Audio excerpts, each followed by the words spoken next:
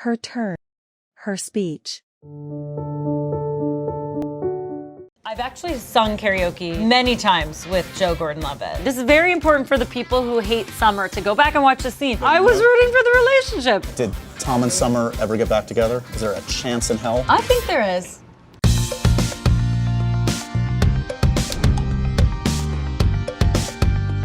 Sometimes it can seem like movie romances only happen in New York or Paris. But in 2009, 500 Days of Summer found love and heartbreak right here in downtown LA. This park is known as Angel's Knoll, and this bench, well, this is where Tom and Summer bonded and finally broke up for good in the movie. 500 Days of Summer was a surprise right from the get-go. It premiered at the Sundance Film Festival to rapturous audience and critical reviews. Before that, Joseph Gordon-Levitt was best known for playing an alien on a sitcom, and Zooey Deschanel for singing in the shower in Elf. 500 Days of Summer told a familiar boy meets girl story in an unusual way, zigzagging in time, and always from the boy's very skewed perspective. Tom may not have been the most reliable hero, but he did have good taste in architecture. 500 Days took advantage of LA's beauty in many unexpected ways. Let's go to the map. Much of 500 Days takes place in downtown LA, surrounded by architectural gems like the Fine Arts Building and the Eastern Columbia Building. Tom and Summer first meet at work. The Fenton Building on South Spring Street is home to their greeting card company. After the couple first gets together, Tom makes a triumphant visit to Grand Park for a memorable dance to Hall & Oates. If you think the building at the end where Tom meets Autumn is familiar, you're just a perceptive movie nerd. That's the Bradbury Building, also famously used in Blade Runner. But before things fall apart for Tom and Summer, their relationship really sparked at an after-work karaoke spot shot at the Redwood Bar. That's where I'm meeting up with Summer, aka Zooey Deschanel herself. We're at the Redwood, Zooey. We are, yeah. Back 10 years later. What do you remember about being at the Redwood? I don't remember that it was called the Redwood. All I know is it's like nautical theme, has a lot of ropes, and there's some ship windows. Yes, I've been in there. I can attest to that. Yeah. It's still like that. Yeah. So, downtown LA, when I Yes. think of 500 Days of Summer, I think of it not just as an LA movie, but a downtown LA movie. It is a downtown LA movie, and it shows all the beauty and the glory of downtown LA. It was in its heyday in the 20s, really, and then LA started spreading out. Yes. And downtown was a little bit abandoned for a long time. And because of that, it didn't build up in the same way as a New York City or a Chicago did, you know. So is it funny to you that now in the years since 500 Days, like downtown LA is like the hip, fashionable part of town? It is a hip and fashionable part of town. It's really cool, and it's had a resurgence, which is really great. Maybe 500 Days of Summer should get the credit, Zoe, is what I'm saying. Maybe we get a little credit. Okay. A touch. Okay, shall we go inside, check it out? Let's do it. All right, let's see if anything's changed.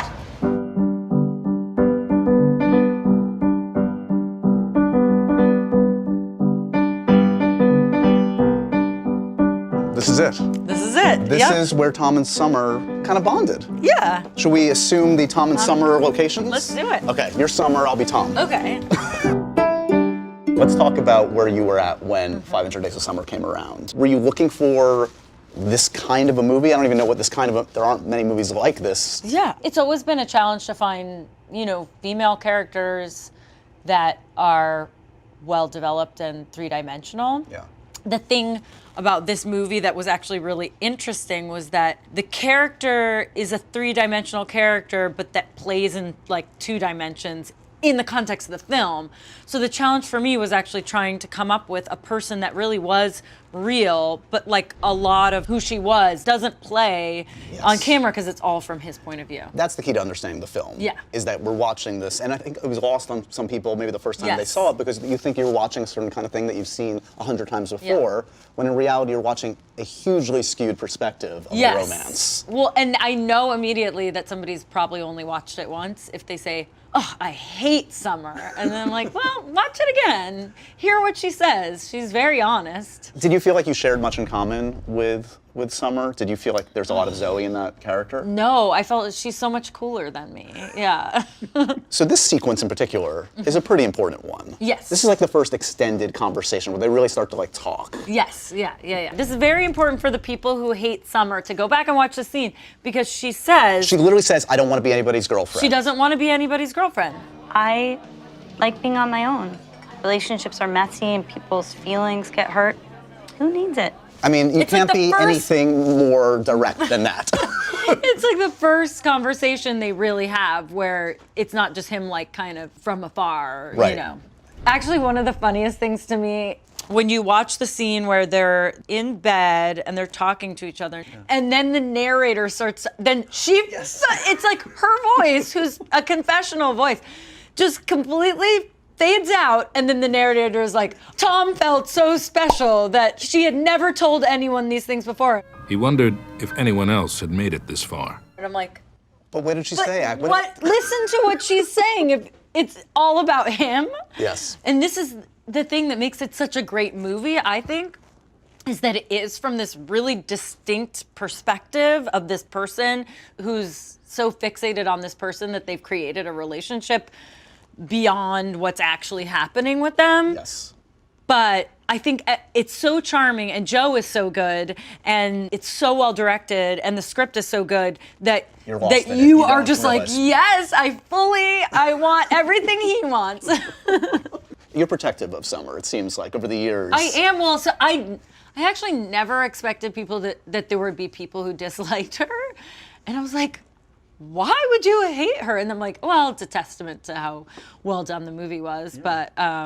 You'd be hard pressed to find a person that's that forthcoming with their feelings right off the bat. She doesn't lead him on at all. She just says, she says right away. One of the great scenes is the expectations versus reality scene. yeah. Okay, Yes. So Tom comes to this party that become a Summer, meme. It's huge. It's wonderful, and it's just shot so well, and the music's great. So essentially, you're shooting two different versions of that scene, Yeah, essentially, yes. right? Is that your recollection of it? Yeah, some of them it was like we start off the same and then you just slightly change it, you know? Mark Webb, who directed the movie, is such a master of that subtlety. Yeah, he did a really great job. What's it like to see that finished sequence? Because it plays with the music and the side by side. It's just perfect. It's perfect. Yeah, and Mark came from doing music videos, so he really has such a great sense of doing things with music. And I mean, I buy into it and feel sad watching it. I want the expectation to happen. Personally. You're rooting for the relationship, even though I was rooting for the relationship. I mean, I'm protective of the character, but I also feel like the best movies end either ambiguously or kind of in a melancholy way. Like all my favorite movies, the ones that stick with you, there's a little dig at the end. Yeah. You know, it's like if I think about like The Graduate. Yes. There are so many great movies that have just that little like, no, we're not going to give you that happy ending, you know. The other important part of this sequence here at the Redwood is the karaoke sequence. Yes. I want to take a look over Let's there. do it. All right.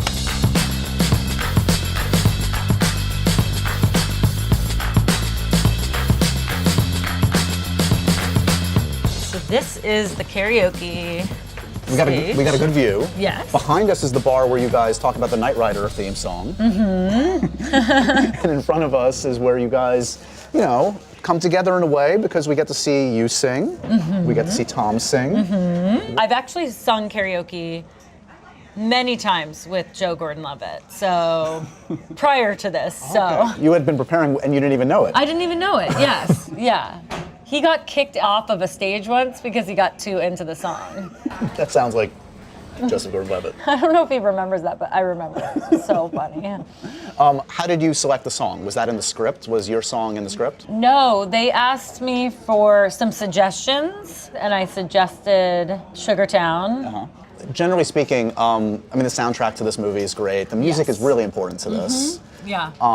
The quote-unquote meet-cute moment is all based around a mutual love of the Smiths. Yes, yeah. You know a film has a good soundtrack if when you hear the song, you immediately picture the place in the movie or you immediately think of that movie. So a number of the songs from this movie, when I hear them, I just immediately think of 500 Days of Summer. What do you remember about that? And not just because I was in it. But it is part and parcel of a great romance to have a great soundtrack. Like, you think of all the classics, it doesn't work without It's that. the thing I miss about mixtapes. I miss the giving music as a gift, Totally. you know? You know what the greatest gift would be? Giving What? the 500 Days of Summer soundtrack to On a friend. vinyl. I said it. Another big musical moment in the film that doesn't actually involve you, but it's Joe dancing to Hall & Oates. Yes, which I love that sequence, and I was sad I wasn't in it in retrospect. I think it makes a lot more sense if I'm not in it. It kind of works that he's so like in his own weird the world. fact that he's having this like celebratory moment by himself with a bunch of strangers, it sort of speaks to that same like skewed perspective that we spoke about earlier. So I think it was perfectly done, and I love that. I love that dance sequence. Did Tom and Summer ever get back together? Is there a chance in hell? I think there is. Really? Yeah, Oh. definitely. The eternal romantic. They have such good chemistry. Okay, now I have something to look forward to. Yeah. Excellent. Thank you for showing me around Thank you, your yeah. old haunt, Zooey. My old haunt. Let's go My favorite place. Let's go sing some karaoke. Okay. Wait, that's a really bad idea for me to sing karaoke with Zooey Deschanel.